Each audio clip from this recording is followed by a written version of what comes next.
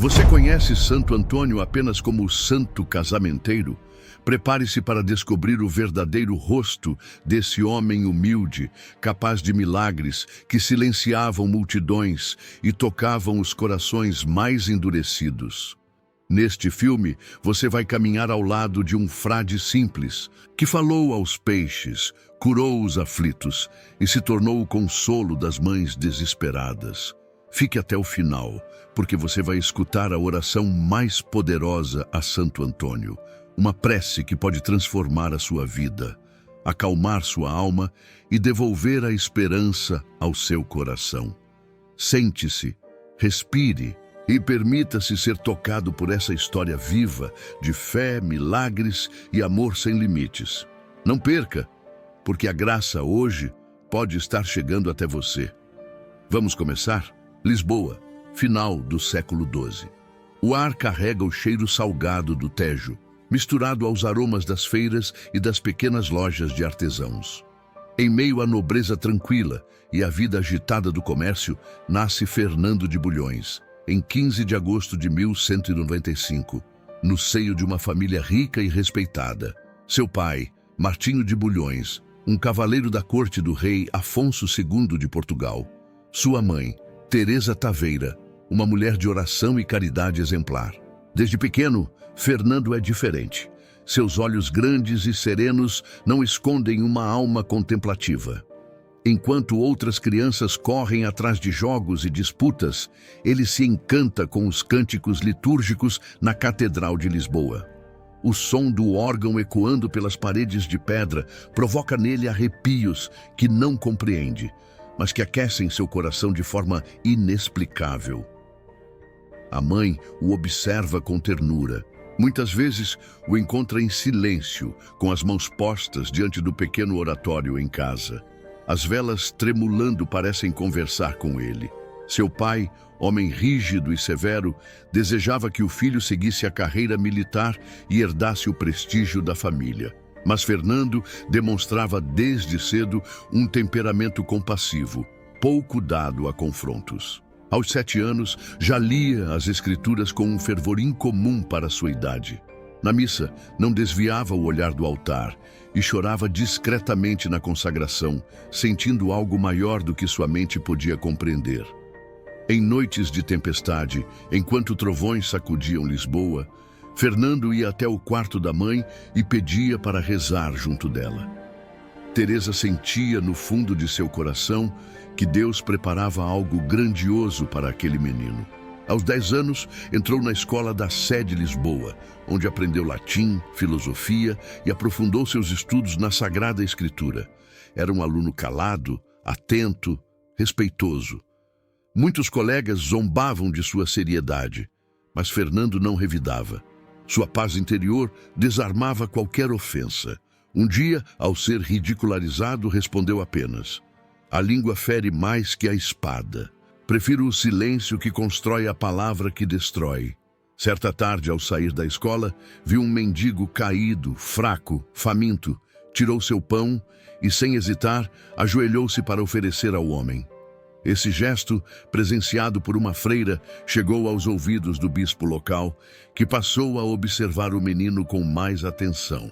Durante a adolescência, as tentações do mundo tentaram seduzi-lo.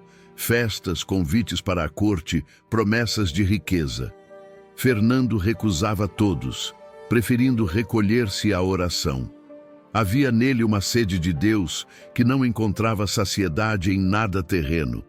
Ao completar 15 anos, pediu licença ao pai para ingressar no mosteiro de São Vicente de Fora, uma decisão que caiu como um trovão em sua família. Martinho de Bulhões sentiu-se traído. "Você nasceu para a honra dos Bulhões, não para esconder-se atrás de muros", gritou-lhe o pai. Mas Fernando, com voz calma e firme, respondeu: "Pai, só há honra onde há obediência a Deus." Naquela noite, a mãe chorou em silêncio, mas não de tristeza. Ela sabia que perderia um filho para o mundo, mas o ganharia para o céu. O dia da partida foi simples e silencioso. O portão do mosteiro se fechou atrás dele. Fernando, agora entregue à vida monástica, olhou para o céu de Lisboa e sussurrou: Senhor, guia-me, eu sou teu. O mosteiro de São Vicente de Fora, em Lisboa, acolheu Fernando com suas paredes frias e silenciosas, mas seu coração ardia em expectativa. Ali, entre as pedras antigas e o cheiro constante de incenso e cera derretida, começou a lapidar sua alma. Os dias eram repletos de disciplina: madrugar para os salmos, o rigor dos estudos, o jejum e o trabalho manual. O jovem Fernando não reclamava. Pelo contrário, encontrava paz em cada pequena rotina. O silêncio do claustro parecia música aos seus ouvidos. O som das sandálias roçando no chão de pedra, o eco das orações em latim, tudo o envolvia numa mística que só crescia. Contudo, ele sentia que havia algo mais. Em seus estudos, mergulhava profundamente nas Escrituras, mas o coração inquieto buscava uma entrega ainda maior. Tinha sede de radicalidade. Era como se, nas entrelinhas dos textos sagrados, Deus lhe sussurrasse: mais de ti.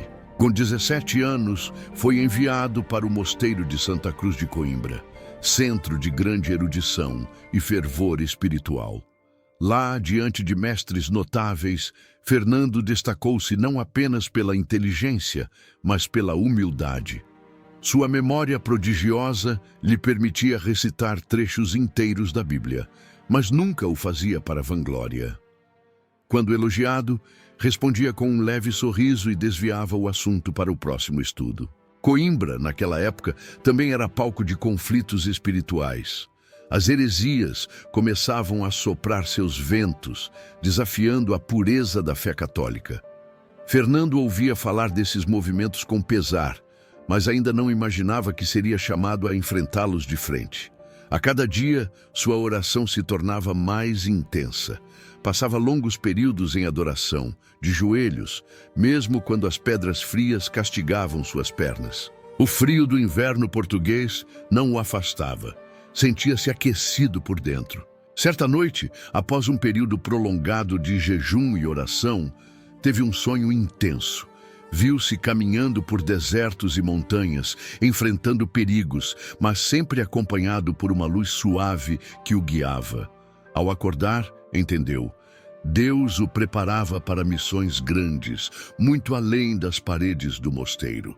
Aos poucos, sua fama de santidade discreta começou a se espalhar. Não faltavam tentativas de atraí-lo para cargos de destaque dentro da ordem, mas ele recusava. O serviço escondido é o que mais agrada a Deus, dizia. Um momento decisivo chegou quando, em Coimbra, os corpos de 5 frades franciscanos foram trazidos do Marrocos. Eles haviam sido martirizados, pregando o evangelho entre os mouros.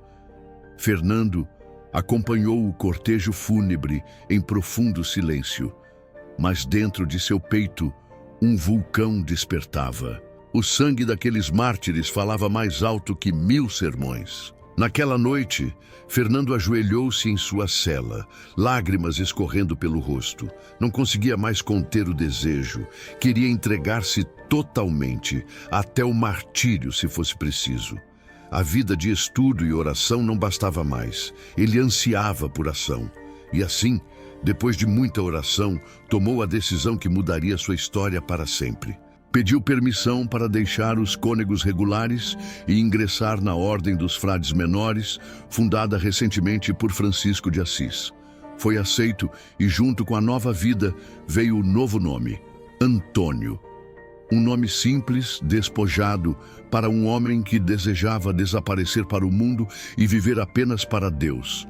Seu pai, ao saber da decisão, sentiu novamente o peso da renúncia. Mas desta vez não protestou.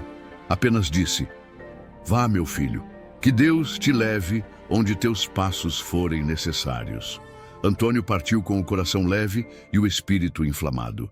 O mundo estava à sua espera, e ele não sabia que, ao seguir os passos dos mártires, Deus o faria um pregador incomparável, um santo amado por séculos. Na serenidade do hábito franciscano, Antônio parecia ainda mais leve.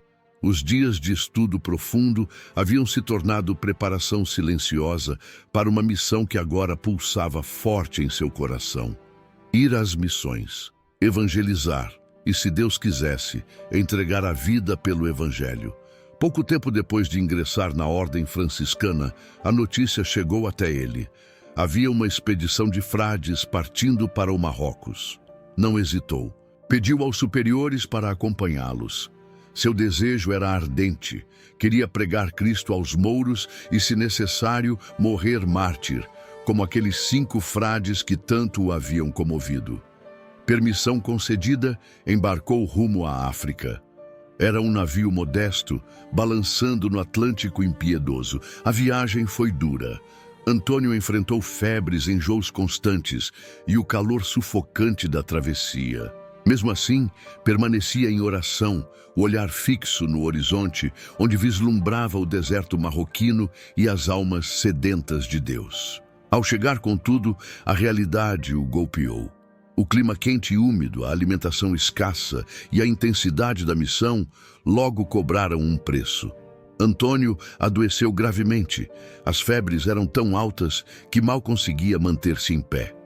Os frades que o acompanhavam, preocupados, decidiram que ele não poderia continuar. Entre lágrimas e frustração silenciosa, Antônio aceitou o retorno forçado.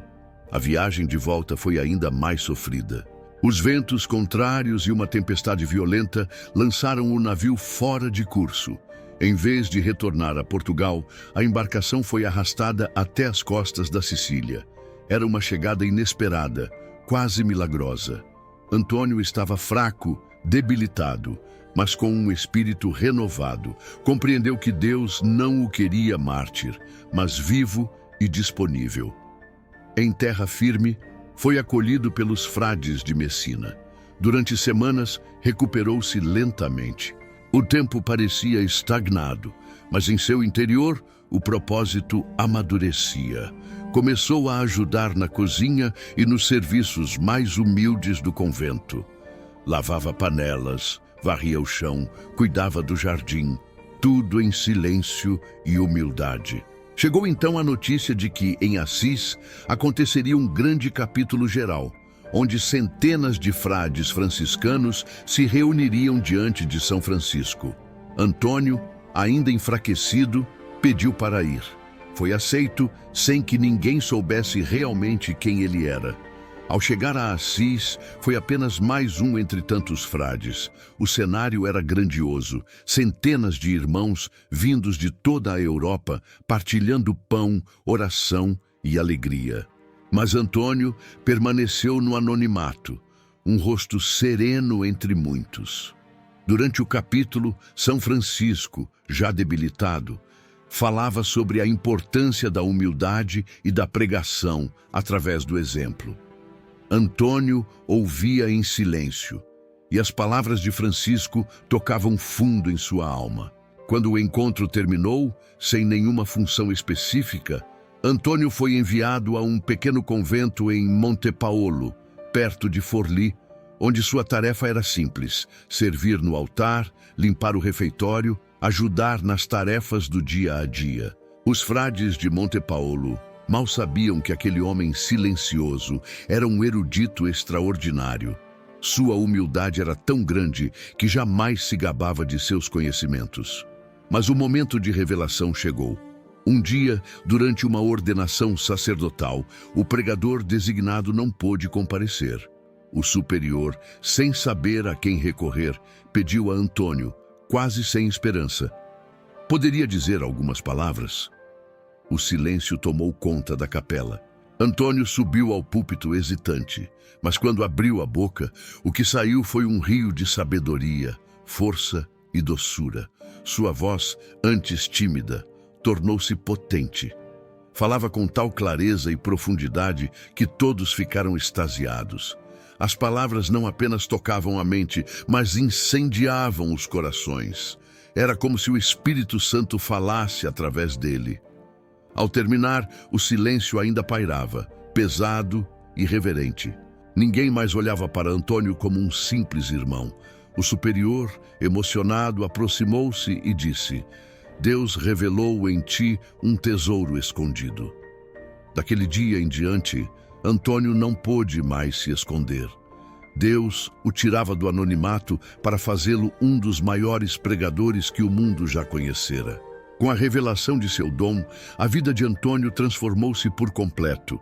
De servo oculto no convento, tornou-se o pregador que todos queriam ouvir.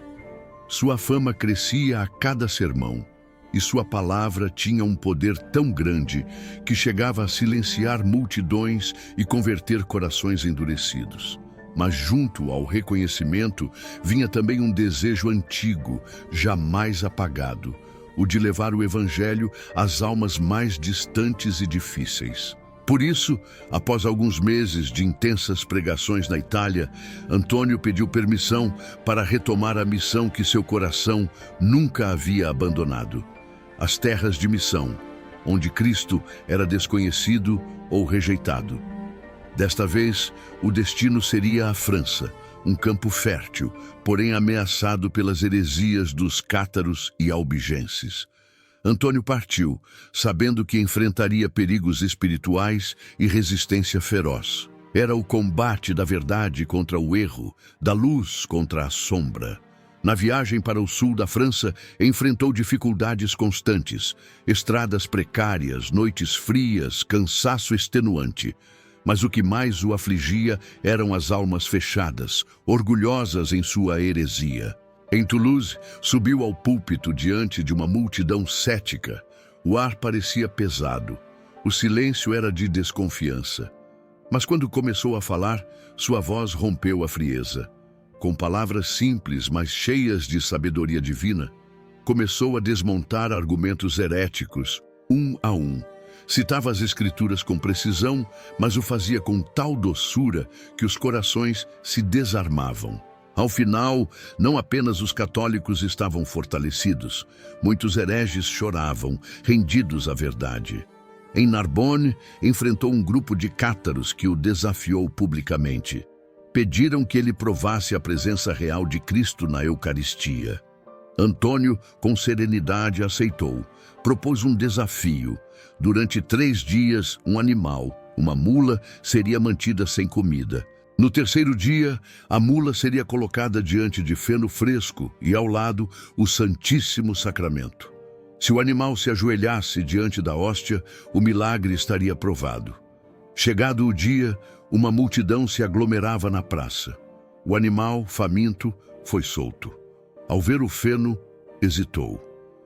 Mas quando Antônio ergueu o ostensório com a hóstia consagrada e pronunciou palavras de bênção, a mula deu meia volta, ajoelhou-se e inclinou a cabeça diante do sacramento.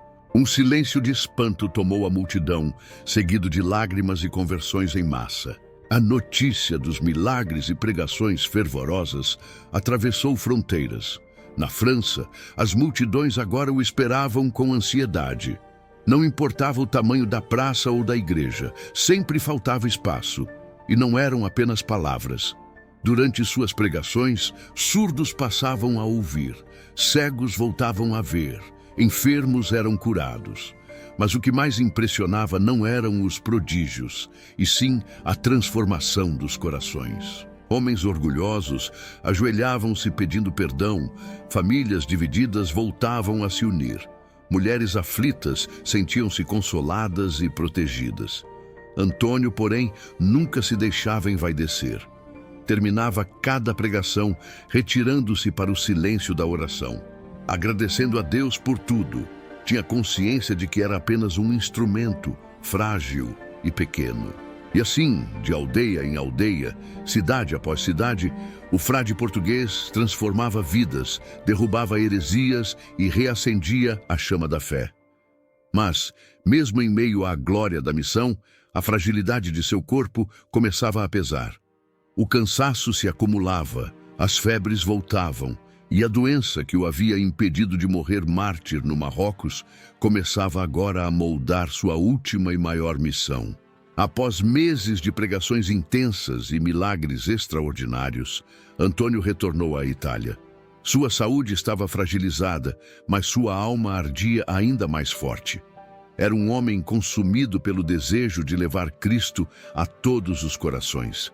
Mas Deus começava a conduzi-lo a uma nova etapa. A humildade escondida, o silêncio fecundo. Chegando a Assis, participou de outro capítulo geral da Ordem Franciscana. Ao lado de São Francisco, sentiu-se pequeno e, mais do que nunca, desejou desaparecer no anonimato. Francisco, já debilitado, olhou para aquele jovem pregador com ternura. Sabia que Deus o estava usando poderosamente, mas também compreendia o peso que a fama trazia. Em um breve encontro, Francisco lhe disse: pregue, irmão, com a palavra e com a vida. E quando a palavra faltar, que a tua vida seja o sermão. Antônio foi enviado para um pequeno convento em Pádua, onde pensava poder viver discretamente. Lá, pediu para cuidar da cozinha e do hortinho do convento. Cada manhã, antes mesmo do nascer do sol, podia ser encontrado ajoelhado no jardim, com as mãos sujas de terra e o coração elevado ao céu. Os frades logo perceberam que aquele irmão tinha algo de especial. Em silêncio, ele ouvia as confissões dos mais simples camponeses, que saíam aliviados e em lágrimas, sentindo o peso do pecado ser substituído pela graça. Um dia, o bispo local organizou um encontro para formar novos sacerdotes e pediu um pregador para orientar o grupo. Lembraram-se do frade humilde da cozinha. Mais uma vez, relutante, Antônio subiu ao púlpito. Quando abriu a boca, parecia que o próprio céu falava. Os jovens sacerdotes ouviam atentos, absorvendo cada palavra. E não apenas conhecimento teológico, havia ali um fogo, uma verdade viva que os transformava. O superior de Pádua não teve dúvidas.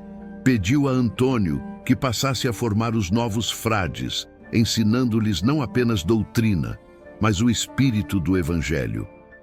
Antônio aceitou, mas jamais deixou de lado o trabalho simples. Continuava lavando pratos e cuidando das plantas, sempre com humildade. Certa tarde, um irmão curioso espiou pela janela e viu Antônio ajoelhado diante de um crucifixo, envolto em uma luz suave, quase sobrenatural. O irmão afastou-se, emocionado, sabendo que Deus habitava de forma visível naquele pequeno convento. A cidade de Pádua, antes indiferente, começou a se transformar. As mulheres, sobretudo as mães e viúvas, passavam a frequentar as missas com mais fervor. Muitas traziam filhos rebeldes, que após ouvirem uma palavra de Antônio, voltavam para casa transformados. Nas praças, os pobres o esperavam. Ele nunca deixava de atendê-los, fosse com uma palavra de conforto, um conselho prático, ou, muitas vezes, um milagre inesperado. Um menino cego foi curado após a oração de Antônio. Um casal em crise reencontrou o amor, depois de ouvi-lo falar sobre o perdão. Mas o frade sentia o peso do corpo fraquejar. As noites eram de febre, suor e calafrios. Ainda assim, ele não reclamava. Sabia que o fim se aproximava e desejava partir do mesmo modo como vivera. Em silêncio, humildade e serviço.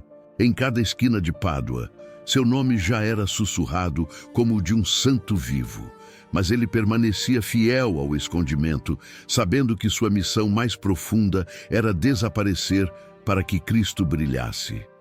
As notícias sobre o pregador de voz serena e palavras de fogo atravessaram as fronteiras rapidamente. Multidões percorriam longas distâncias para ouvir aquele frade franzino que mal levantava os olhos, mas cujas palavras tinham o peso da eternidade. Em Pádua, em Bolonha, em Rimini e em tantas outras cidades, as praças tornavam-se pequenas.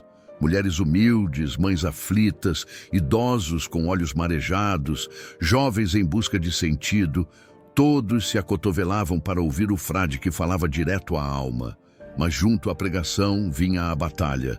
Os hereges cátaros e albigenses, inflamados de orgulho, tentavam desafiá-lo publicamente. Em cada cidade surgiam provocações. Antônio, porém, jamais perdia a calma. Diante dos ataques, respondia com paciência, citando as Escrituras com uma precisão que desarmava o mais teimoso dos oponentes. Certa vez, em Rímini, tentaram boicotá-lo. Ninguém apareceu para ouvi-lo. As praças estavam vazias por ordem dos líderes hereges. Antônio, então, virou-se para o mar, andou até a praia e começou a pregar para os peixes. E, como num milagre vivo, milhares de peixes vieram à superfície, alinhando-se em silêncio, como se ouvissem sua palavra. Quando o povo soube, correu até a praia, em lágrimas. Muitos se converteram naquele dia, vencidos pelo sinal que só Deus poderia realizar. Em outra ocasião, um herege desafiou: se o frade quisesse provar a presença real de Cristo na Eucaristia, deveria fazê-lo diante de todos. Veio o célebre episódio da mula. O animal, faminto, ignorou o alimento e ajoelhou-se diante do Santíssimo Sacramento. Um silêncio pesado tomou conta da multidão. O impossível acontecia diante dos olhos de todos. As autoridades começaram a reconhecê-lo, não apenas como pregador, mas como pacificador. Famílias desfeitas eram reconciliadas após ouvirem suas palavras. Homens endurecidos abandonavam a violência e procuravam confissão. Mulheres o procuravam aos prantos, pedindo bênçãos para seus filhos doentes, e muitos voltavam curados. Em Ferrara, um jovem condenado à morte pediu para confessar-se com Antônio. Após a confissão, o rapaz foi levado à execução com uma paz serena no rosto. O carrasco, comovido, abandonou o ofício e entregou-se à vida religiosa. As noites de Antônio eram passadas em oração silenciosa, intercedendo por aqueles que havia encontrado durante o dia. Mal dormia. Seus joelhos estavam feridos, calosos de tanto tempo no chão. Ainda assim, sua voz não enfraquecia, mas a fama lhe pesava. Após cada milagre, retirava-se para o silêncio do convento, pedindo a Deus que afastasse o orgulho. Em seu diário pessoal escreveu: Senhor, não permitas que eu me exalte, que eu seja apenas a sombra que aponta para a tua luz. Um dos episódios mais belos aconteceu numa pequena vila da Lombardia. Uma mulher, cuja filha estava possessa por um espírito maligno, pediu a ajuda de Antônio. Ele apenas colocou a mão sobre a cabeça da menina e com voz firme disse: a paz de Cristo entre nesta alma. A menina, antes agitada e violenta, desmaiou suavemente nos braços da mãe. Quando despertou, estava serena e sorridente. Cada cidade por onde passava tornava-se um campo fértil de milagres, reconciliações e fé renovada. Não eram apenas palavras, eram sinais concretos do céu, agindo através de um homem pequeno, frágil, mas totalmente entregue. Por onde passava, as mulheres mais simples e humildes sentiam que podiam confiar seus medos, dores e esperanças a ele. E Antônio jamais as desiludia. Escutava pacientemente cada aflição e muitas vezes entregava milagres discretos que só a alma materna sabia reconhecer. Os milagres de Santo Antônio começaram a se multiplicar de maneira tão intensa que por onde passava, o povo já não o via apenas como pregador, mas como um instrumento vivo do céu. Em Pádua, certa manhã, uma multidão se reuniu na praça central para ouvi-lo. Entre elas, uma jovem mãe desesperada segurava nos braços seu filho, morto horas antes por uma febre súbita. Com lágrimas silenciosas, aproximou-se de Antônio e, ajoelhando-se diante dele, apenas sussurrou: por misericórdia. O frade olhou nos olhos da mulher, viu ali a fé pura de uma mãe e apenas tocou a testa do menino. Em instantes, a criança abriu os olhos, respirou fundo e chorou. Não de dor, mas de vida. A praça inteira ficou em silêncio por segundos que pareciam eternos, até explodir em lágrimas e louvores. Outro milagre célebre ocorreu quando um jovem, tomado pelo remorso após agredir a própria mãe, desesperado, cortou a própria mão em penitência. Arrependido, foi até Antônio, que orou sobre o braço mutilado e, milagrosamente, a mão foi restaurada diante de todos. Em Pádua, houve o caso de um comerciante desonesto que se recusava a devolver o dote de uma jovem viúva enganada. Antônio, ao saber da situação, dirigiu-se ao mercado e falou publicamente sobre justiça e honestidade. O comerciante, tomado de medo e vergonha, confessou seu erro e restituiu não apenas o dote, mas o dobro do valor. Há também o milagre do coração do avarento. Um homem morreu sem nunca ter praticado caridade, preso ao ouro e aos bens materiais. Durante o funeral, Antônio disse: "Seu coração não está aqui. Procurem-no onde guardava seu tesouro." Os parentes, espantados, abriram o cofre da casa e encontraram entre as moedas o coração endurecido do falecido, um sinal visível de sua avareza. Outro episódio tocante foi o do menino que caiu em um rio e desapareceu. A mãe, aflita, correu até o convento e implorou por ajuda. Antônio orou e pediu que confiassem. No dia seguinte, o menino foi encontrado na margem, são e salvo, afirmando que uma luz o havia guiado para fora das águas. Ainda em Pádua, uma das histórias mais queridas pelas mulheres que o ouviam envolvia uma jovem que, desesperada, após perder um anel de noivado no fundo do rio, recorreu ao santo. Antônio a aconselhou a rezar com fé, e no dia seguinte, o anel foi encontrado, brilhante, sobre uma pedra na beira do rio. Esse episódio tornou-se o símbolo das causas impossíveis, das coisas perdidas recuperadas pela fé. Nas suas pregações, muitas vezes era interrompido por pessoas que, ao apenas ouvir sua voz, sentiam dores desaparecendo, enfermidades curadas, aflições dissipadas. Mas Antônio nunca atribuía nada a si mesmo. "Não sou eu", dizia com humildade, "é Cristo que passa por mim." As mulheres, especialmente as viúvas e mães solitárias, encontravam nele um consolo inigualável. Era como se cada palavra sua curasse não apenas o corpo, mas o espírito. Ele sabia ouvir, acolher e devolver esperança onde parecia não haver mais luz. A fama de seus milagres chegou tão longe que, em Roma, o Papa Gregório IX quis ouvi-lo. Após um sermão em que as palavras de Antônio foram comparadas às línguas de fogo de Pentecostes, o pontífice declarou publicamente: "Este é o Arca do Testamento." Mas apesar da fama e dos milagres, o coração de Antônio permanecia simples. Cada vez mais, sua saúde enfraquecia e ele sabia que o fim se aproximava. Ainda assim, não deixava de atender ao povo, ouvir suas dores, interceder junto a Deus pelos mais pobres e desesperados. Seus últimos milagres eram quase sempre discretos, mas profundamente marcantes. Reconciliações impossíveis, curas repentinas e, sobretudo, paz interior derramada nos corações aflitos. O mundo começava a compreender que não estava diante de um homem comum, mas de um santo, ainda em vida. Em seus últimos meses de vida, Santo Antônio já caminhava com dificuldade. Seu corpo, antes ágil e resistente, agora dava sinais de profundo cansaço. As febres eram constantes e as noites, embora silenciosas, eram preenchidas por gemidos suaves e orações sussurradas. Em Pádua, o povo começava a perceber que o santo estava partindo. As mulheres, sobretudo as mães e viúvas, que tanto se refugiavam em suas palavras, passavam horas diante da porta do convento rezando por sua saúde. Antônio, mesmo debilitado, não deixava de pregar. Em uma das últimas grandes pregações, já muito fraco, precisou ser ajudado a subir ao púlpito. A multidão, percebendo sua fraqueza, chorava em silêncio. Mas ao abrir a boca, sua voz se encheu de força, como se o céu lhe desse um último sopro.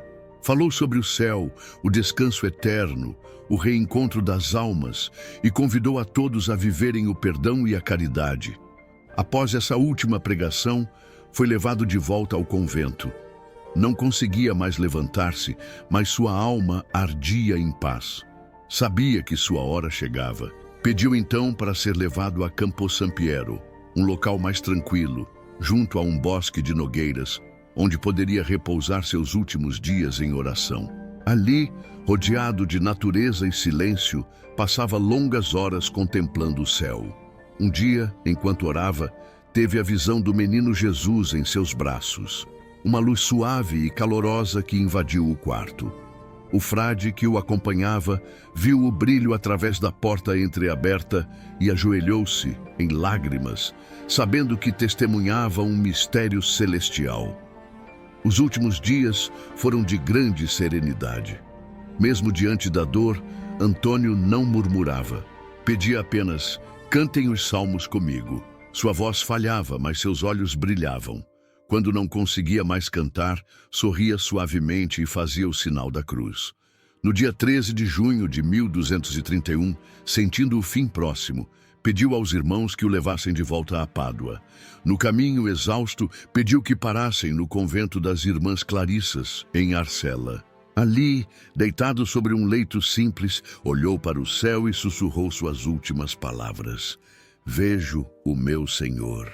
Os sinos começaram a tocar sem que ninguém os acionasse. Em Pádua, mesmo sem notícias, o povo já se reunia nas praças, chorando.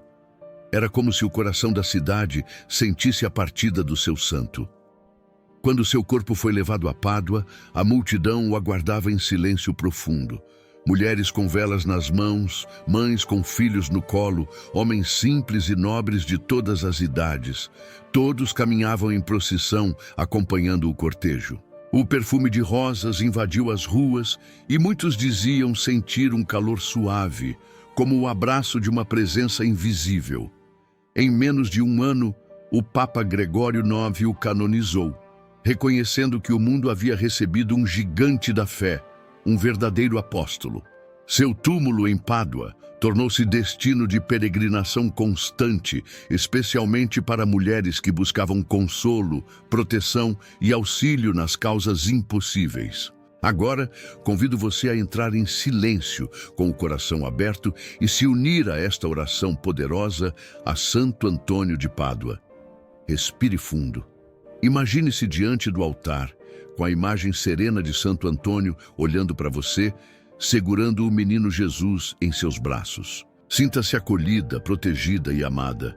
Santo Antônio, amigo fiel dos que sofrem, tu que conheceste a dor do corpo e a entrega total do coração, olha para mim neste momento em que venho buscar teu auxílio e tua intercessão.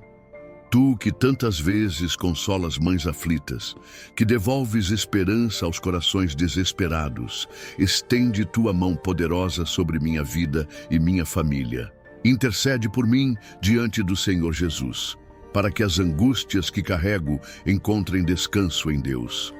Ó Santo Antônio, servo humilde, tu que pregaste com doçura e firmeza, ensina-me a ter paciência nas tribulações e fé inabalável nas tempestades. Que minhas palavras sejam de paz, que meus gestos sejam de bondade, e que, como tu, eu saiba desaparecer para que Cristo brilhe em mim. Lembra-te, Santo Antônio, dos pedidos escondidos em meu coração. As lágrimas que não derramei, tu as vês. As dores que escondo, tu as conheces. Por isso coloco tudo em tuas mãos santas, confiante de que intercederás por mim junto ao Pai. Protege minha família, Santo Antônio. Ilumina os caminhos de meus filhos e netos. Afasta de nós todo perigo, toda enfermidade e que jamais falte a fé em nossos lares. Tu que és conhecido como o Santo das Coisas Perdidas, ajuda-me a reencontrar a paz, a confiança que, por vezes, se perde na agitação da vida, e a esperança que renasce quando dobramos os joelhos em oração. Por tua intercessão, Santo Antônio, peço a Deus que transforme minhas lágrimas em bênçãos, minhas preocupações em serenidade e minha caminhada em louvor ao nome de Jesus. Fica comigo, Santo Antônio, não me abandones nunca. E quando chegar meu último dia, que tua mão segure a minha e me conduza, para que, como tu, eu possa ver o Senhor face a face e descansar para sempre em seu amor. Amém.